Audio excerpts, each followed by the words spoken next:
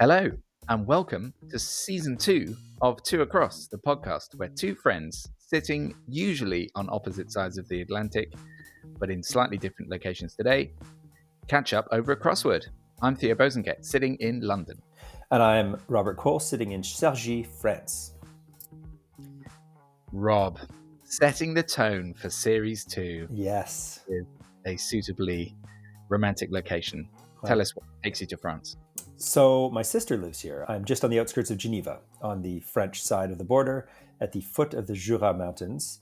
She allowed me to crash here for a few days between two European stops, one in Germany, which we'll no doubt get into, and then another one in Portugal towards the end of the month. So I'm just here for a couple of days, hanging out with my nephew and niece and spending a bit of family time, which is nice. Lovely stuff. Yeah. So, yeah, I have not moved around quite so much as you in the past few weeks, although I have been to Vienna for the first time, the land of my ancestors, and it was a wonderful trip, which again we might get into at a later point in the pod.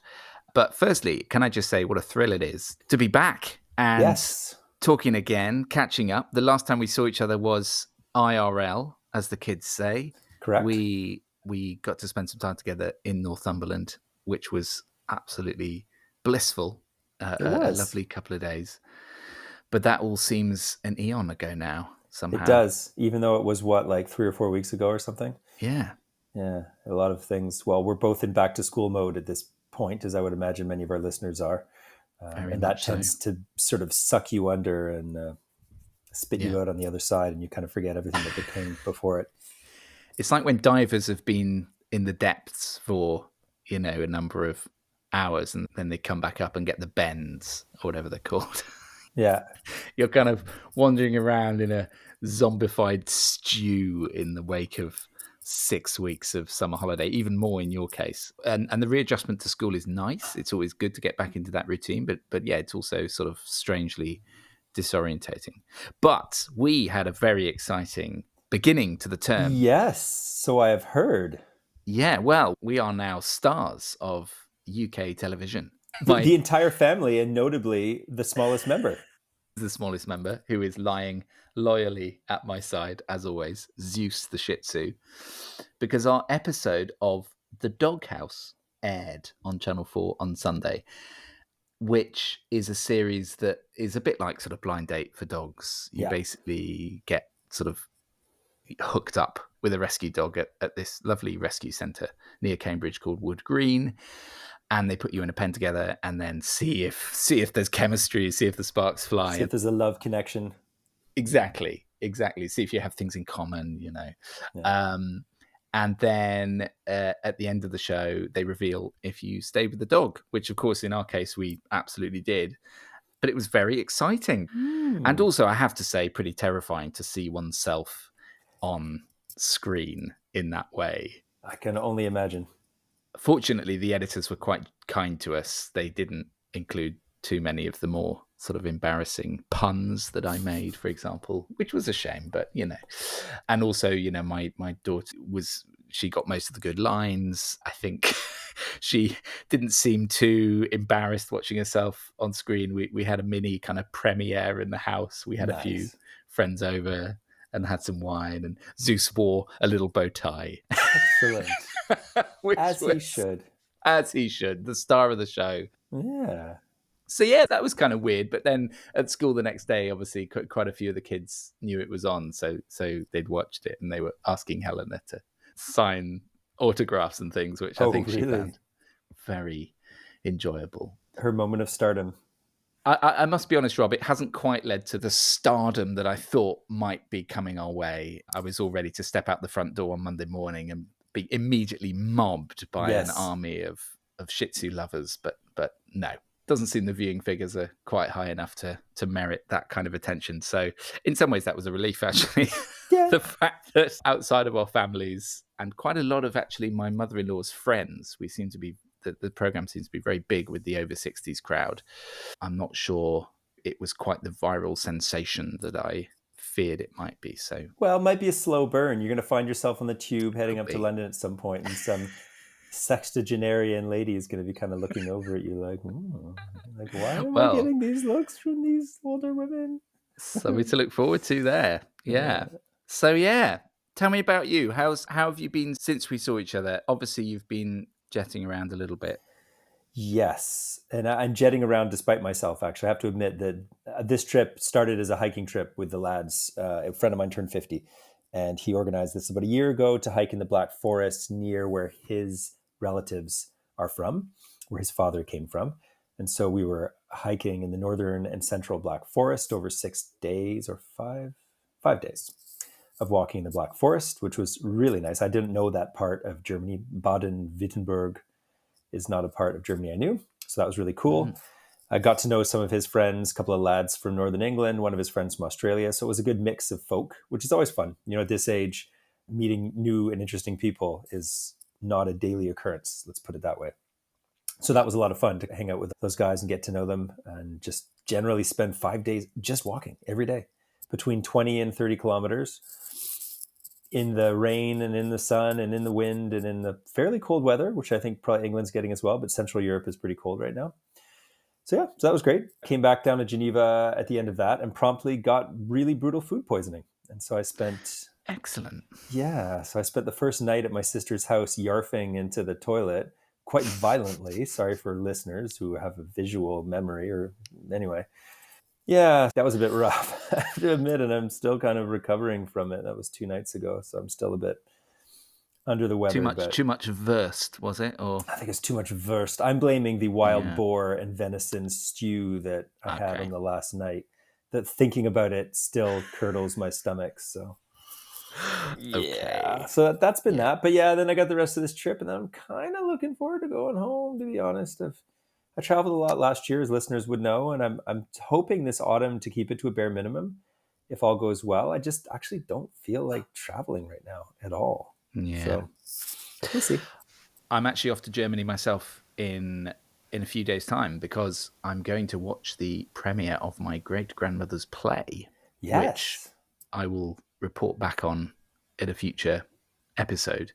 But it's quite an intriguing story because it was found in a drawer by my mum and my uncle and then sent over to Germany, where she has quite a big profile now because her work is kind of being rediscovered again. And it's been translated into German, and now it's being staged. So she wrote it in English, not in Germany? So she wrote it in English after she moved to England just before the war. I think she wrote the play in the sort of late 40s, early 50s. But yeah, it's going to be really moving, I think, seeing this work finally see the light of day, albeit in a language I do not speak very well. So... Yeah. But you'll have the script in English to follow along. Yes, I will have the script in English, and maybe my brother-in-law actually suggested I could use like a live translate app that you can use now, like Google Translate, and have it in my ear. Yeah, but that might.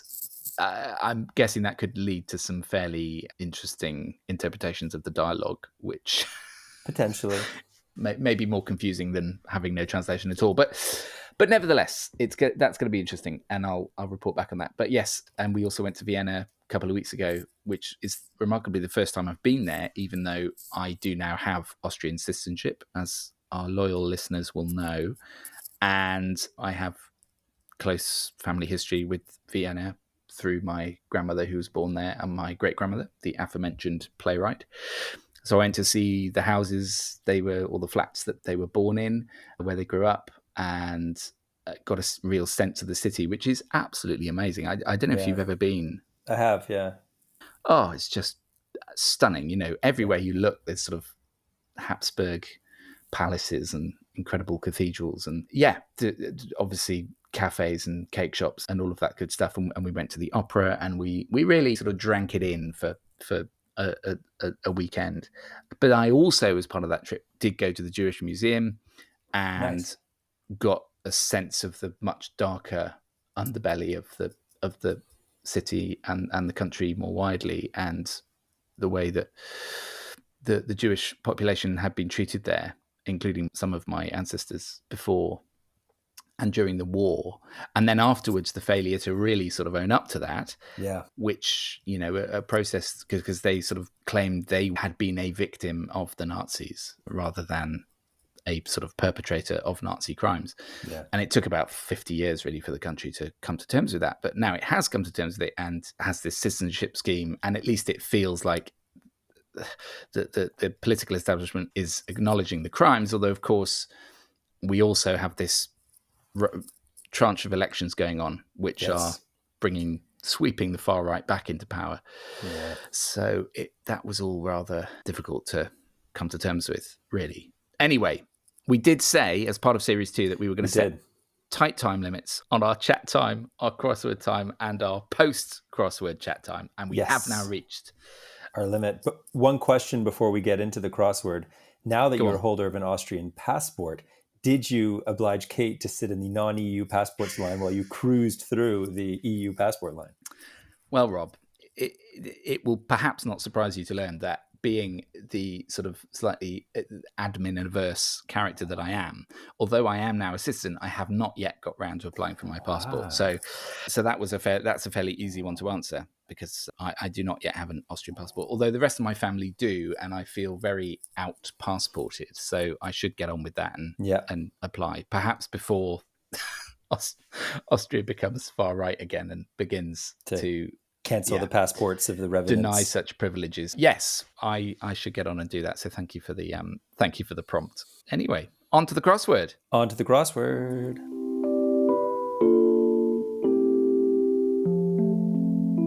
All right.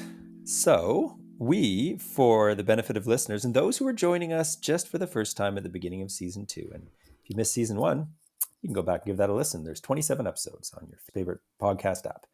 So, quick crossword, number 16,964 on the Guardian quick crossword site. So if you were to go into your favorite search engine and were to type Guardian quick crossword, that would take you very quickly to the page. And if you click on the number 16,964, you will find the one that we are doing today. The rules for our crossword are fairly simple.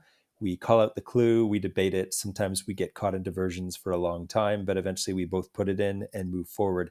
Neither of us have seen this crossword ahead of time, so we are doing this blind. That is the fun. That is the higher wire act that is for Two Across. So let's see how we get along. So I think any other rules, Theo, that I may have forgotten in my... Just the 30-minute timer. 30-minute which I'm about to set off, just to give us some sense of jeopardy. Yep. And then we always keep a tally of our results, and last season we did manage to win, although only just. I think we won by 2 over the crossword setter. So yeah. Okay, first clue of today. Oh, perfect given our Germanic chats. 1 across. The clue is breeches worn in e.g. Bavaria. Yep. 10 letters. So I think that one we should be okay. Lederhosen.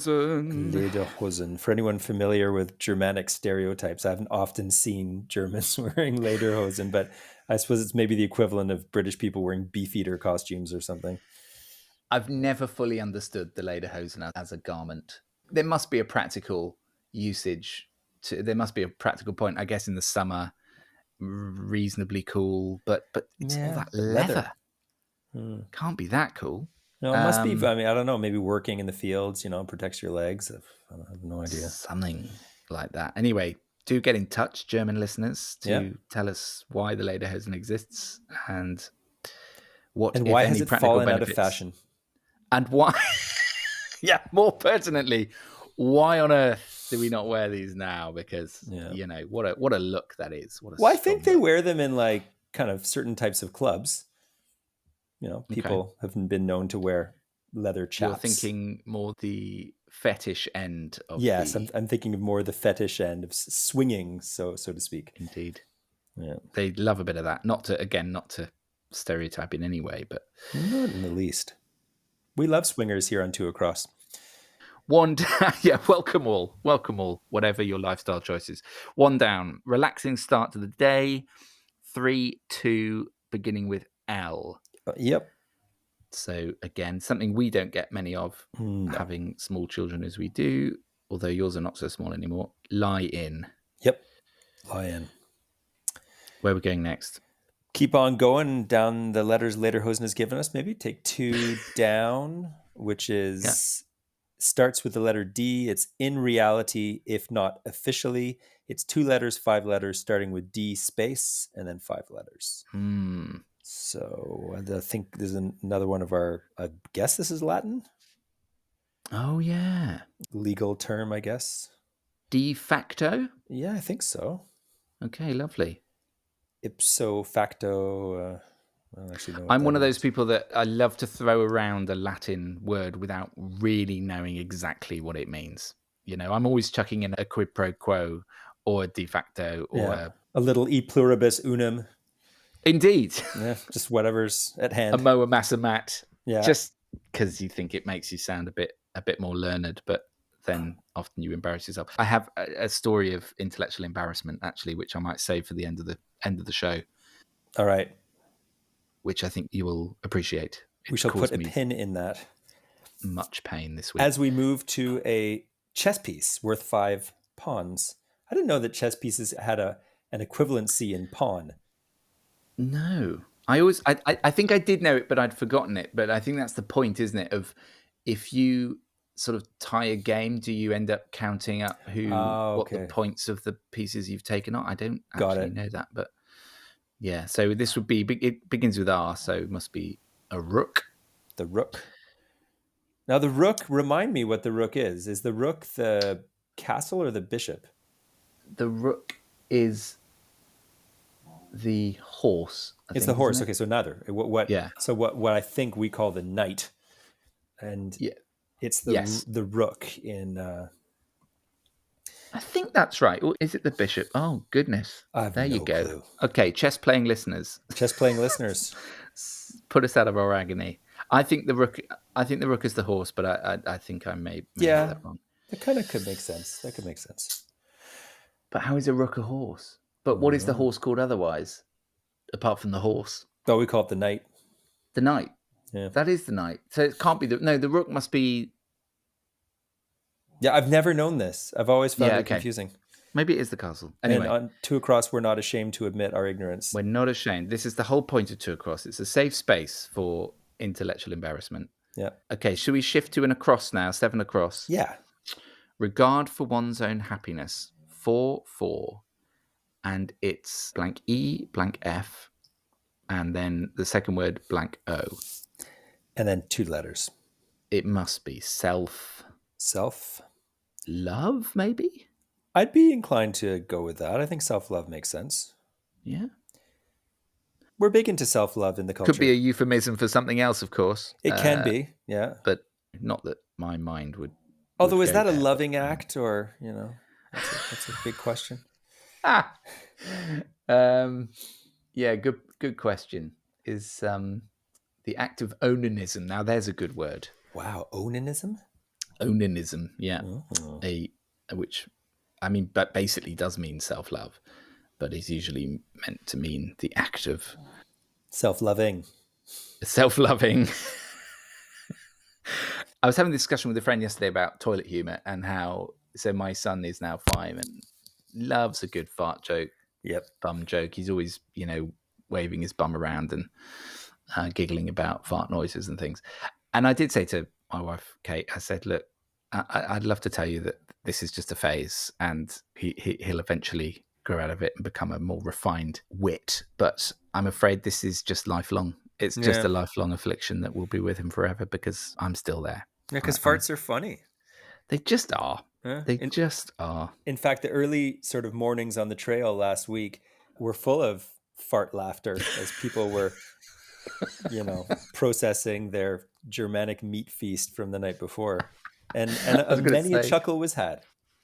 I bet it was. I bet that venison and wild boar clearly did cause some intestinal issues. Not of the funny kind, sadly. Not of the funny kind. No. Okay, again, apologies to listeners for our evocation of such base matters. Horrible. On this otherwise erudite crossword podcast. So, okay, let's rattle through a few. 9 across, arrest, where a criminal may be taken. 4 letters beginning with N. We've had this before. we have had this before. Guardian, lazy, Nick. It must Nick. be. So 4 down, sign used in mathematics, 8 letters beginning with O, third letter E. Must be. Go on, Rob. I'm looking to you. Nothing's immediately jumping out of me. There's all the Greek letters that are used, and then there's the plus, minus, equals, and all those signs. But I don't. And there's that sign that means therefore with the 3 dots. But I really don't know what this is. I think we'll need a few more letters. Okay. Yeah, maths, I don't think is either of our fortes. No, this is where we fail. Well, we'll get other letters and hopefully we'll be able to divine it from those. Here's an interesting one. We don't have any letters on this, but I think we can probably get it. 10 across, bar selling draft beers, etc. 7 letters. And we have one very near us, actually, where I live in South London. Oh. The Bullfinch Brewery, Yes. which is an example of this. And a very good one it is too. It is Shout excellent. out to the Bullfinch. It's a tap room. A tap room. Yes. Yeah. I was trying to remember what you figure where you were going with that. Because you could obviously say pub, yeah, but that doesn't fit, and public doesn't fit. No. Public house, no. So I think it must be a tap room. Although, no, tap room's great. We would say probably just a brew pub or a microbrew. Oh, micro, yeah. But again, that doesn't. No. Tap room is great. That's perfect. You happy with that? Okay. Yeah. That gives us a 5th letter of A in our mathematical sign. Yes. And a last letter of R in a 5-letter word starting in E that is for senior. So E, 3 spaces, R. Got that one. So. Elder. Elder, that's pretty. Oh, here we go. And then 8 across becomes a speaker's platform, 4 letters starting with D. A Diaz? Yeah. Now, is that Dais or Dias? I always mess that up. Well, we're going to have to get 6 down to I think it's IA. Yeah, I think so, because it's pronounced in Canadian English, and I think American too, we call it a dais. Dais, yeah. So that would bear out the logic of IA. I think we would say dais. Okay. Which makes 6 down, jewels or trinkets, origin French, jewels 6 letters, or trinkets. 2nd letter A, 4th letter O. It's dais, my friend. Oh. It is, because it's bijou. Oh, interesting. Yeah. Does bijou not just mean small? Well, no. I mean, bijou, that's how it's come to be used in British English, but bijou and bijouterie are jewels. Brilliant. Yeah. Glad we have a French speaker on the pod. Yeah. So now we have an X at the end of our of a very long multi-worder for 12 across. So that X could be useful to us. And it's an excellently English clue, which is Flabbergast. Flabbergast. 533. Potentially ending in X if bijou is right. Flabbergast. Yeah. Oh. It's gonna be one of those. Of course it is when we finally crack it, but right now I'm not seeing it. No. All right. We got that and our sign used in mathematics are both complicating our lives, but it strikes me as we should move to we've sort of done, for viewers who can't see the crossword, most of the tops, but maybe if we get the bottom, that would give us some of the things that could help us get back up to these difficult ones, because this Flabbergast is in the middle of our crossword, causing a problem. No. Yes. No? You see, I think I've got a guess for Flabbergast, but bijou, it would make bijou wrong. Okay. Which is shock and awe. Shock and awe, to take a page out of Donald Rumsfeld's. Yeah. I'm not quite sure that works with azure is... No, I don't think it does, unfortunately, because it's 13 down is 3 letters, 4 letters, and it's azure, which I think could be sea blue or sky blue, rather. Oh, yeah, the color azure, sky blue, I would say. Blue. Yeah. Sorry, yeah, sky blue. Yeah, you're right. And then it's... So it must be sex. Or socks. No, socks. but, S-O-C-K-S. or six. No. Yeah. Yeah. Sex. What ends in? No, it must be six. Could it be a cricketing term? Knock for six. Yeah, there you go. Knock for six. Nice one. Yes. Gosh, I'm knocked for six. Absolutely. My flabber is gasted. That is wonderful. You really got to try and work that into your speech this That was week some at some good point. teamwork there, Rob. That is some good teamwork. I like it. Okay. Oh, there's Zeus snoring away. So I've got no further insight into this sign used in mathematics, which And we've got all the letters now. We've got every letter we might get. So for listeners' benefit, it's O space, E space, A space, O space. So I'm guessing it's over something. Yeah. An over alto. Oh no. I just don't know. This could be a real. This could be a difficult one for us, but it could be. But let's try and get the rest, and then maybe if we have to sort of come back to that at the very end, then so be it. Yeah, exactly. There'll be listeners shouting at us right now. Definitely. Mathematically inclined, clever listeners. Well, here's one for you, Theo, which relates to the experience of your last 2 days since you became a celebrity.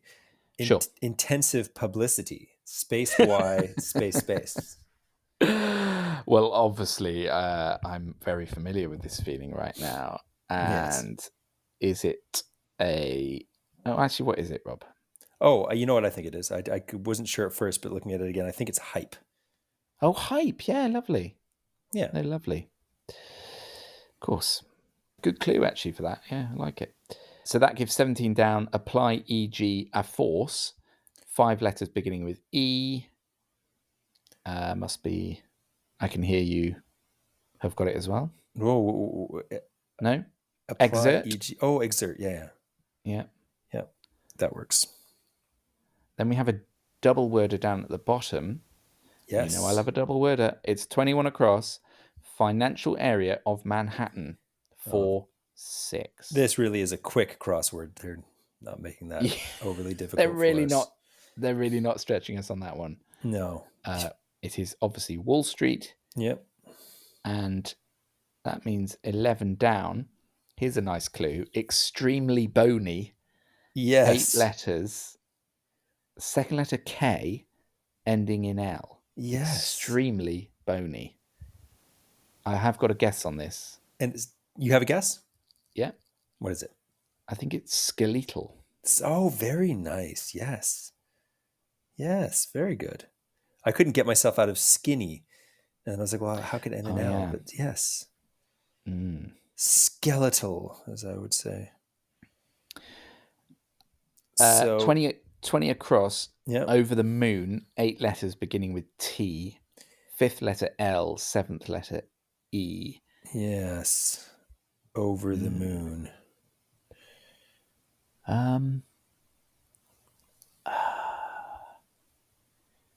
So it's obviously an adjective meaning excited or happy. Yeah. Thrilled. I was saying excited or happy or thrilled, and then I realized that actually fits. That is the actual word. Yeah. Okay, that's good because that confirms 18 down, which is curses, space R space T. This is the sort of word you would get in like a 1950s cartoon. And they love those words. We always say they love a sort of Evelyn Waugh era. Yeah.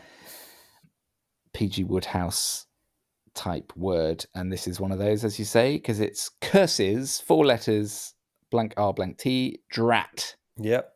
Drat. Foiled again. Yeah.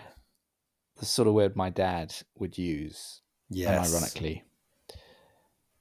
Yeah, my dad is a very good cursor in that he he never really uses strong expletives, but he does still use those lovely words like drat and bother and that sort of stuff. It's always quite makes me feel quite sort of those need to come back. I think the F-bombs and everything. I live with a 13-year-old boy And the Oh, 13-year-old boy just loves to swear. It's just like such a thrill. And then you I realize know.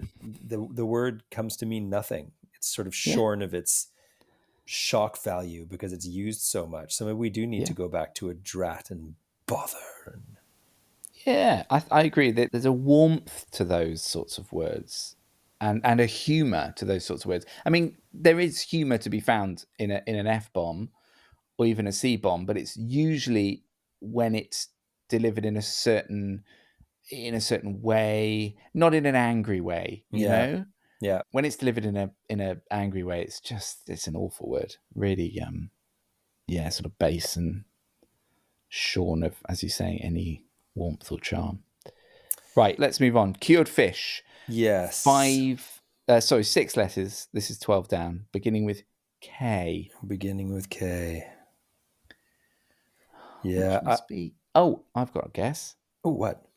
Now, I didn't take you here when you came to Northumberland, but there's a little coastal village called Craster, which is absolutely delightful and has lovely views to Dunstanburgh Castle. But anyway, it's if you go there, you'll know it because the smell in the air is of this fish, which is a Being kipper. cured. A kipper, like kippers for breakfast. Yeah. Yeah, and that fits perfectly with the 14 across, Yeah. which is an excellent word for Oh, what yes. Paul wrote to the Romans say. I think it's the one that is always quoted at weddings. It's an epistle Yeah. rather than an apostle. Yes. But an apostle could say an epistle. So, Yeah. again, the sort of schoolboyish humour So it is was coming an back to me. epistemic exploration in epistolary form of the apostles' It's got the postulations. word piss in it. Ha ha. Yeah. It's good. So Okay, we're nearly there, Rob. we are. So Wooded Valley, 19 across, 4 letters, second letter E. Yep. Wooded Valley. Yeah. A. Oh, there is a. Oh, this is on the tip of my tongue.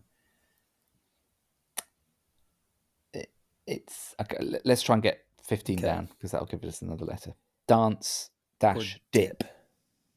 There's only one thing I can really think of here, Go on. but I don't know that it really fits, which is samba. But Oh, samba. yeah, I mean, is that? A samba dip? I don't know. Oh, salsa? Salsa. Oh, yes, a dip. Like a food dip. Yeah, I was thinking a dip in terms of like a dip Clever. in dancing, where you lay your partner low and give them a deep back bend. But I think that this is something else. Oh, I know it. Our Wooded Valley is the subject of a wonderful sung nursery rhyme that no doubt your kid would have sung at some point in his formative years. Go on. Hi ho, the dairy o, the farmer in the. Don't you guys sing that one? Dell. Yeah. The Of farmer in the dell. course. The Dingley Dell. Yeah. That's another lovely word. Yeah. So I didn't know. So the farmer was in a wooded valley. Yeah. There you go. There you go. What was he doing there? What was he doing there? There's no cropping to be done in a wooded valley. Yes. I mean, what was this?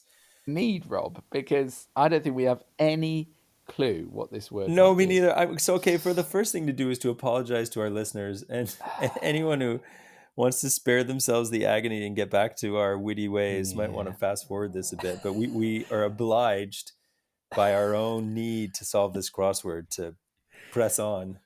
Yeah. So just to sort of reiterate, it's the clue is sign used in mathematics.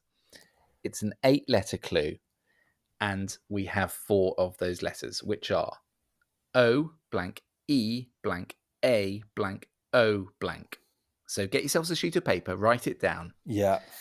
And play along as we attempt to come up with a word we have probably never heard of in before. our life. So it could be, as I said earlier, it could be over something. Could be over something. But could it be something other than that? Well, the thing that first came to my mind looking at the first 5 letters was omega, because they often do use Greek symbols in advanced maths, right? Mu Yeah. and omega and all those sorts of things. But an omegaton. yeah, the thing omegadon or like An omegadon. That sounds like a dinosaur. It does sound like a dinosaur. I think omegadon so far can be our guess if all falls apart in the so next we'll default to omegadon. Oh, this is one of these. If my mother-in-law is listening, you've cracked it. Stop it. I can. Oh, Rob, if only you could see Rob's face right now. It's like I think I know what it is. Excited schoolboy. Go on. All of the things like plus, minuses, multiplication, and division symbols are all this type of symbol. They all share something in common. They are all used in mathematical operations, and they themselves are operators. Yes. What do you think? Oh my God. I think that's right, isn't it? I've never heard of that in my life, but sure. Yeah. I think I've heard that bandied about in math at some point, like the operator.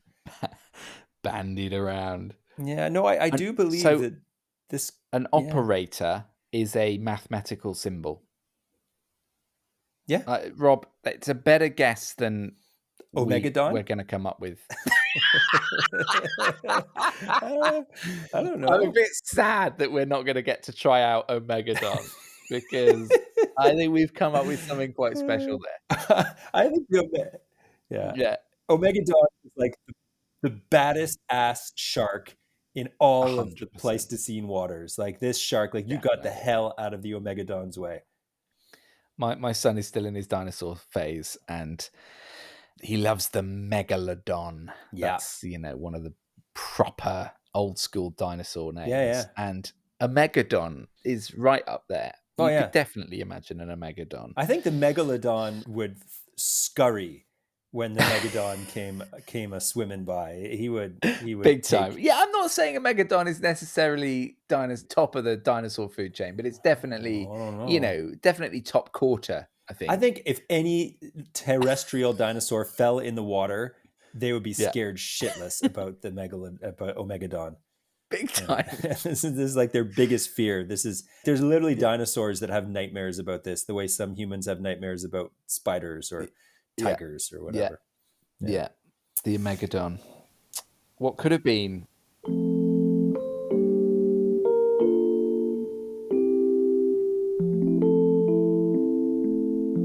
Right, I'm going to stop it there. So we've managed it with 3 minutes 50 seconds to spare, and a little extra banter because we could, and a bit of extra banter just for the hells. Yeah, but it does mean we're not sure on this one. There are some areas of doubt. Do we have any other areas of doubt, Rob, or are we fairly? My self-love obliges me to find no doubt and believe instinctively in myself. In fact, I'm going to share a little thing afterwards as well. We got 2 pins. I'm going to pin one too about my self-love. Okay. I'm intrigued to see where this might be going. For people with young people listening, you're going to have to obviously censor this part of the pod. Absolutely. We'll put a sort of disclaimer around that section of the show. Okay, so here we go. I'm going to go check all. Yep. Which will tell us if there's any wrong letters, and there are not. Yo! We are all correct. Excellent. Oh, Rob, what a way to start Series 2. Great get on operator. That was really well done because, I've never heard that used as a description for mathematical symbols. So that's, nice. Yeah. Really nicely done. Okay, you go first with your pin. All right. Well, yours was first in the queue, but I'll take a quick pin. So I don't know why I got onto this. Oh, it was the self-love thing. I am part of the reason I am in Europe at present is at the end of the month, I've been invited to a little retreat for a company that I do quite a bit of work with. And they don't have any employees. They just work with people like me and they're scattered around the world. So every year they gather everyone to somewhere in the world and meet up for a few days and have a chat and stuff. And anyway, as part of this, for whatever reason, they have asked us to do a few kind of those personality tests. sort of Yes. like, what's your learning style, or what's your, Yeah, yeah. so one of these was, what's your conflict style? And we had a good laugh about that on the hike in Germany, whether I was, a snarky shark or whether I was whatever. Sure. My friend took great pleasure in trying to typecast my conflict style, because apparently you have to find your conflict animal. So I think yours is an omegadon. yes, an omegadon, and an overbearing omegadon. Yeah. Yeah, a giant Pleistocene man shark. Yeah. But anyway, the second one, which I did this morning, was kind of interesting, and it was sort of on your cognitive style. But the long and the short of it is, when I completed it, they give you the bell curves of where people land, and I'm somewhere very far on the left tail of obscurity. Ooh. I'm considered to be distinctly associative, according to this. And so back to the self-love, they were like, you have to trust yourself, apparently.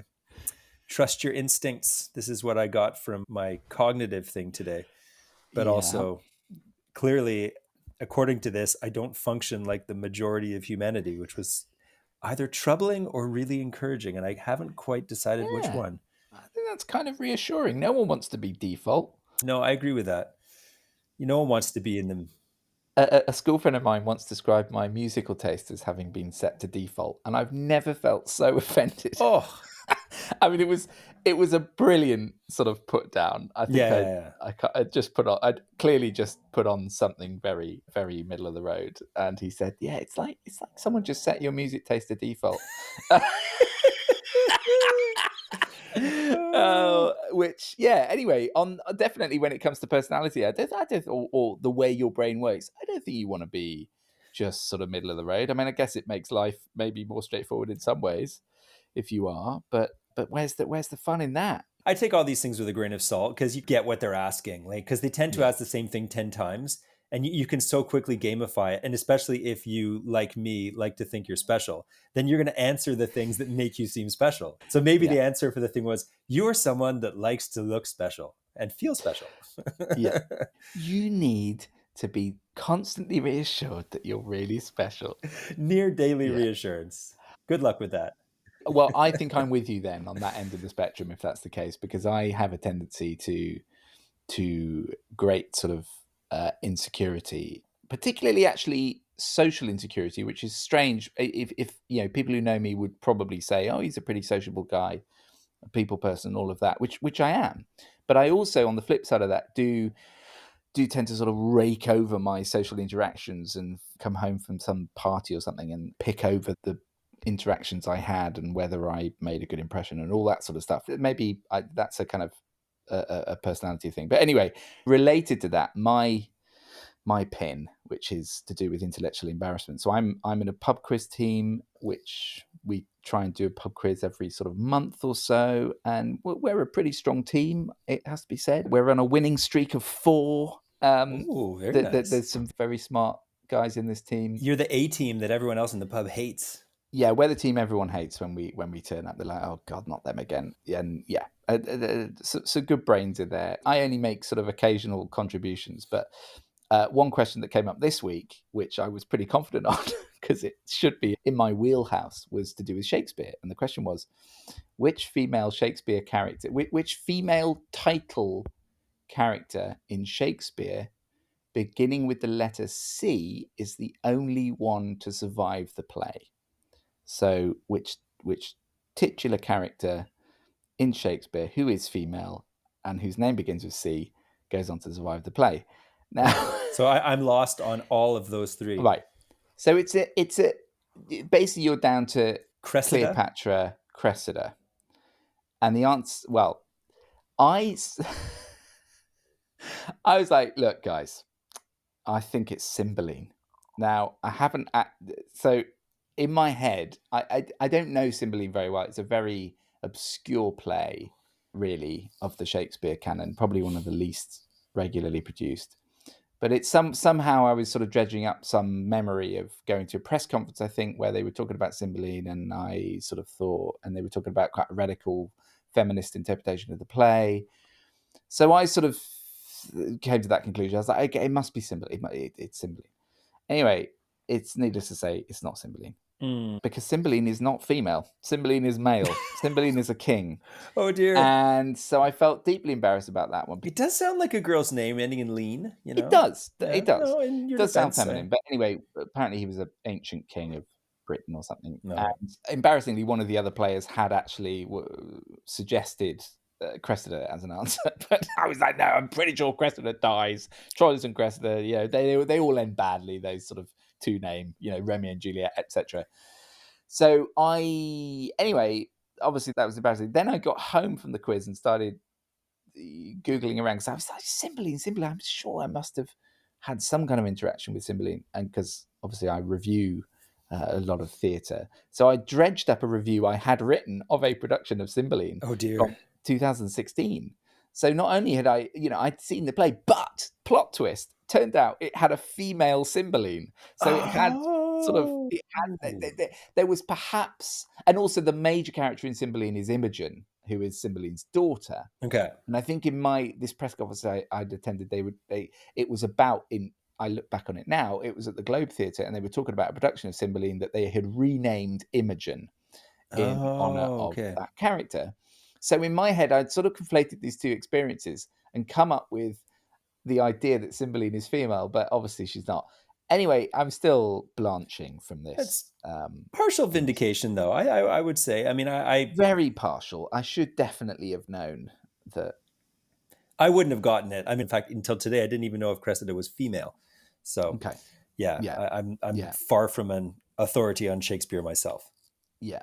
Well, clearly, I have no right to authority status because I got that wrong. But anyway, it's the sort of thing that probably I will rake over for days and days, and most others. And we did incidentally win the quiz, albeit just by 2 points. So it was fairly close. Were there any groans when it came out as Cressida? Were you? There were some groans, and the guys were fairly easy on me, I think, considering this is, as I say, meant to be my area of specialism. And I've been sitting there. I often sit there in the quiz sort of thinking, okay, I'm not going to get that. I'm not going to get that. But if anything comes up about theatre, we're good. We're good. This is my area. I got it. Although that does put a pressure on. Here's another one for you, Rob, from the quiz, just to end on a bit of trivia. Can you name the 2 film trilogies in which all films have been nominated for the Best Picture Oscar? I want to say The Godfather. Correct. And probably Lord of the Rings. Correct. Well done. Yeah, it is those 2. Which is, it's one of those where you sort of have to eliminate. You're like, well, what other trilogies could possibly have a shot? Toy Story? No. George Lucas's reboot of the Star Wars with episodes 1, 2, and 3. Actually, Star Wars wouldn't be a terrible shout. No, but I'm thinking the reboot, like 1, 2, 3, Phantom Menace and Attack of the Clowns and all that. Very Attack of the Clowns. I mean, great acting. Queen Amidala would have been nominated for Best Actress, and because it was incredible. I mean, she was given such great material to work with. Indeed. You're saying all this, Rob, as listeners will know, of the 2 of us, you are definitely the sci-fi aficionado. Well, I'm being deeply sarcastic. Those were some of the largest pile of shit movies I've ever had the misfortune of seeing. I do remember those coming out and the general sort of derision that greeted them, particularly from hardcore Star Wars fans.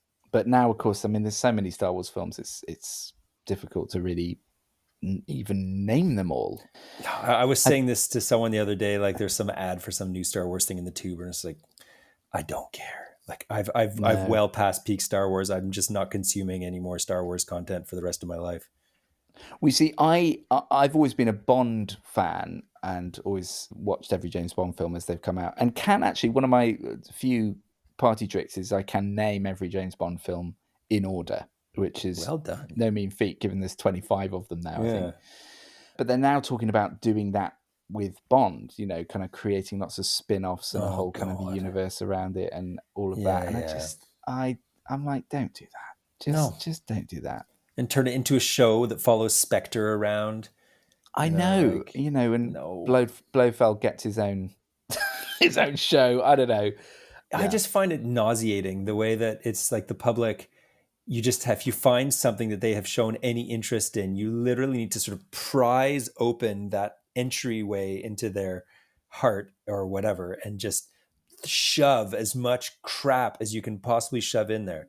Hastily written scripts and whatever, but it's like, oh no, they like this universe, so now we're just gonna like basically bombard them with this universe. It's like, no, give people new No, stuff. there is too much of a good thing when it comes to less is most definitely more. Yeah. When it comes to these things, especially these days, I think it is such a kind of ubiquity of content. They say creating more content to throw into the content ether, but there's so much out there that it's just really difficult to navigate it, really. And sometimes it's nice just to keep something short and simple and, I've just given up. I mean, I remember being like 12, 13, limited. like teenage years, where I'd seen every movie I wanted to see at the video store.